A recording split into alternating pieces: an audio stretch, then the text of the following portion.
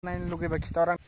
स' हेलौ लोगोफोर दिनै बरायनो थाखाय जाबाय आंनि ब्लग सिगुएर ब्लग चेनेलाव लोगोफोर दिनै बिराद बरिया जादों बोथोरा ओंखायनो नोंसोरनो स्राय देखायलांनो होननानै सर्ट फैलायबाय आं ना लोगोफोर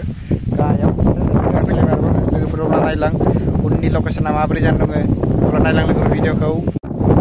ओरैबायदि बरिया जाना माने सिनारि ना एकदम माने बारजों खोलो खोलो बारजों एकदम DSLR केमेरा बाना भिडिअ बाना समायथारदों जायगाया नोंसोरो एकदमबारे बानायनो मोनबा खोब फुर्ति मोनगोन दा मबाइल जेबाबो जिखुनु हक ना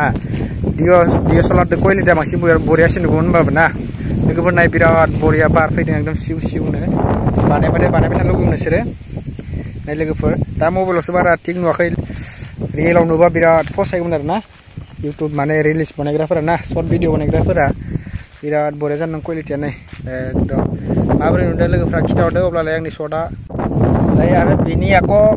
लकेसना बेलेगथार लायनाय बेफोरो देरबाख' सिनारिखौ नुगोन आरो ना लोगोफोर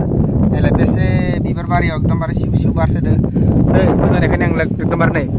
बेनिफ्राय बेयाव लादो ओमफ्राय इयाव थादो मानसिया होदो मोसानाया